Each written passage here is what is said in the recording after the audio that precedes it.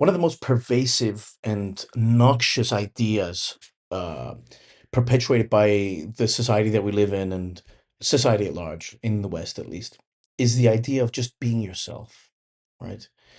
So we're encouraged to live our truths and express our inner selves, um, and just be who we want to be who we are, you know? Um, Now, the reason why this might sound liberating and wonderful, right? But it's not. It's actually a poison, and I'll explain why. So, in the past, where people lived in more kind of tight-knit communities, and they were more religious, and they they all felt that they served a higher purpose, right? Be that God or the church or whatever it is. I mean, I'm not a religious person or anything like that, but there was people genuinely had a sense of higher purpose because they also lived in smaller communities. Everybody knew each other, um, and there was a sense of cohesion among everybody, and everyone felt that there was something to live for beyond just themselves. Okay, now because nowadays we live in the dark age and we live in societies of mass and scale, all of these things have kind of been deconstructed and kind of eroded and collapsed. So now we kind of live uh, in this atmosphere of liberalism, all right, of hyper individualism. Okay, so everyone's just an individual. Okay, um, even I think it was Margaret Thatcher who said something like, there's no such thing as society. There's just individuals and their families. All right, so you're not part of a community. You're not part of anything greater than yourself. Okay, you are just an individual. Now, this hyper individualism kind of leads to um, human beings not wanting to serve anything else beyond themselves. When you are your own highest power, well, then, you're going to serve yourself, aren't you? Okay. And unfortunately, it sounds wonderful. It sounds liberating. It sounds like, all these past, power structures or whatever you want to call them, like societies and public institutions and churches and religions and cultures and shared history and all these things, they're so oppressive. They were like constraining the individual's potential. They were constraining that individual. They're like chained up by all these backwards and oppressive ideas. And now these chains have been broken and they're free to express themselves and free to do all these wonderful things, that to fulfill their full potential and whatever, right? Mm.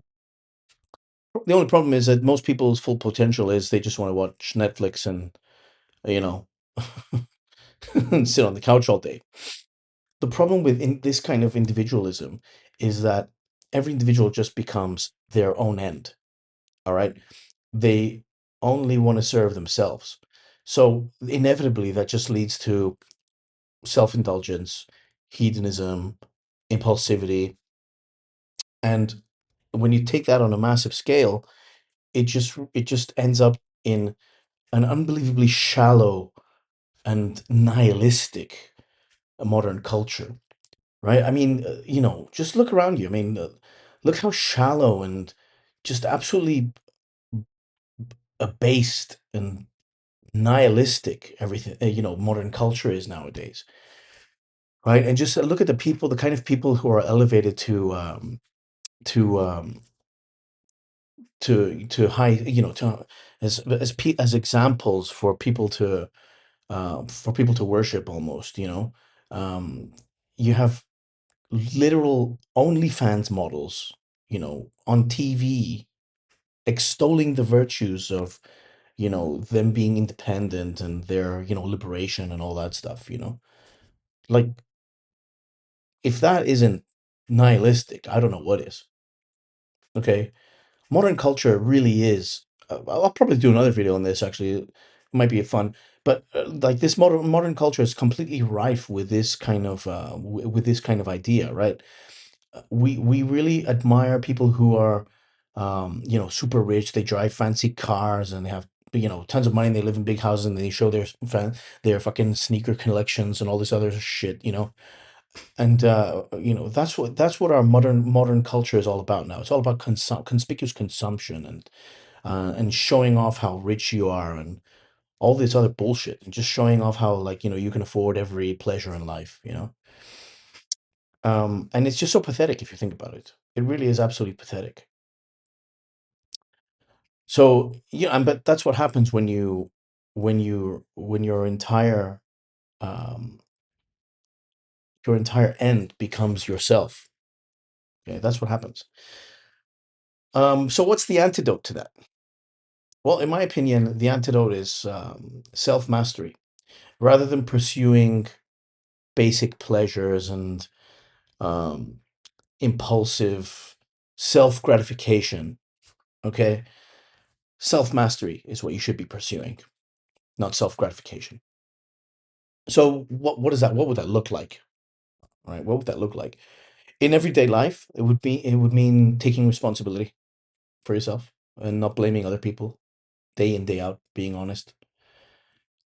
Staying calm under pressure, not panicking or reacting emotionally to situations.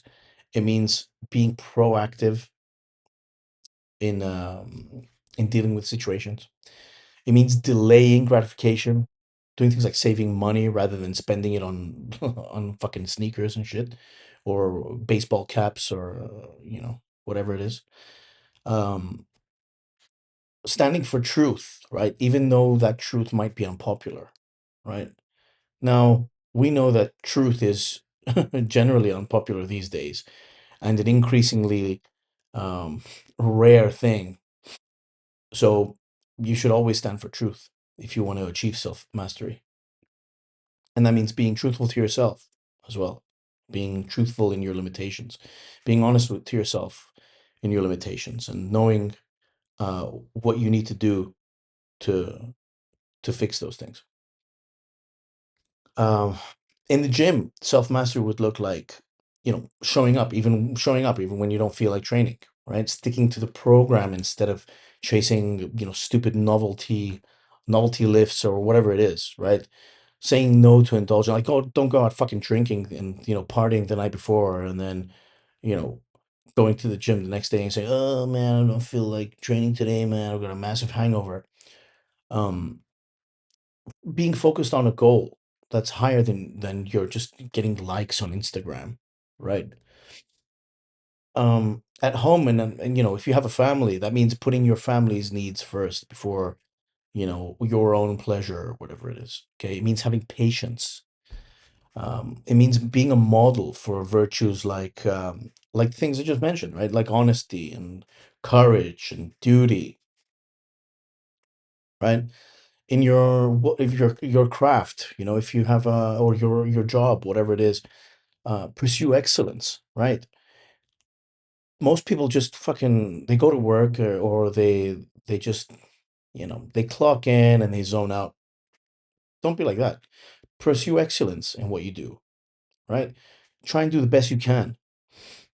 And if you're a craftsman, or if you're an artist, or a musician, or whatever, pursue excellence. Don't pursue trends, and don't try and jump on a bandwagon and do what everybody else is doing. I'll have another video about trends coming up. I think that's an interesting topic to talk about too. Um, do the boring things as well that nobody sees, that make all the difference. There's tons of examples like that. Tons of examples of things like that that need to get done, but they're very unglamorous.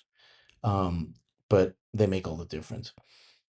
And above all, keep be humble, be open to learning, keep refining your craft, keep refining yourself as well, right?